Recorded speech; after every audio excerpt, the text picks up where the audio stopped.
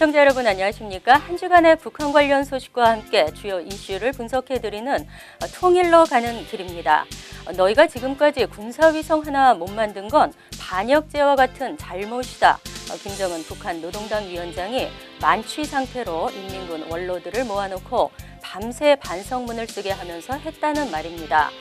군 원로들은 김정은의 지시에 따라 숙청 공포에 시달리며 반성문을 썼다고 합니다. 도쿄신문은 지난 12월 13일 익명의 북한 관계자를 인용해 지난 9월 말 어느 날 한밤중에 김정은이 자신의 별장 한 곳에서 급하게 인민군 원로들을 소집했다면서 김정은은 그 자리에서 만취한 상태로 원로들에게 호통을 치고 밤새도록 반성문을 쓰도록 명령했다고 보도했습니다. 그런데 다음날 아침 김정은의 반응이 뜻밖이었다고 합니다. 반성문을 들고 떨고 있는 인민군 원로들을 보면서 이해할 수 없다는 듯이 당신들이 왜 여기 모여 있는가?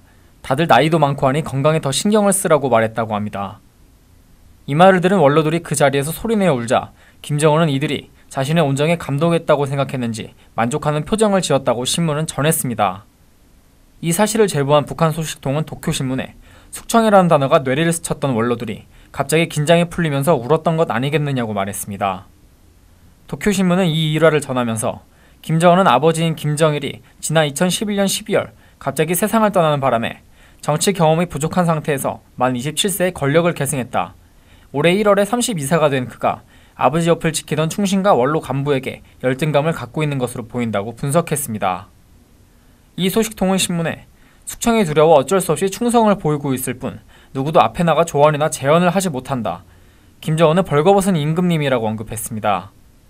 이 신문은 또 2011년 김정일 장례식 때 문구차를 호위했던 이영호 총참모장 등 군부 4인방이 모두 숙청되거나 경질된 것과 2013년 고문부인 장성택을 처형한 것, 올 6월 김용진 북한 교육부 총리가 김정은의 연설 중 안경을 닦았다는 이유로 처형된 사실 등을 거론하며 공포통치의 영향으로 간부들 사이에서 면종복배, 즉 앞에서는 순종하는 척하지만 뒤에서는 인정하지 않는 경향이 강해지고 있다고 보도했습니다.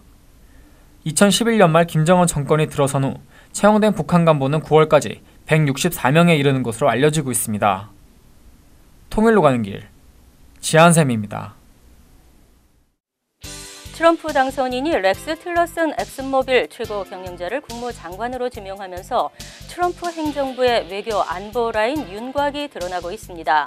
이들 인사들의 가장 큰 특징은 대부분 북한 정권에 대해 강경한 입장을 고수하고 있다는 점인데요. 우선 마이클 폴린 국가안보보좌관 내정자는 김정은과 경제적 거래를 할 생각은 없다며 강경하게 대처 소신을 갖고 있고, CIA 국장으로 내정된 마이크 폼페오 역시 경제력과 군사력을 모두 동원해 북핵 문제를 해결해야 한다고 주장해왔습니다. 이처럼 대북 강경론자들이 새 행정부 외교 안보 라인의 요직을 두루 차지하면서 트럼프 행정부의 대북 정책이 현재보다 훨씬 강경해질 것이라는 전망이 지배적인데요. 과연 김정은 정권이 이제까지 북한이 상대했던 것과는 전혀 다른 성격의 트럼프 행정부를 어떻게 대처할 것인지 국제사회가 주목하고 있습니다. 통일로 가는 길 오늘 순서는 여기까지입니다. 다음 시간까지 안녕히 계십시오.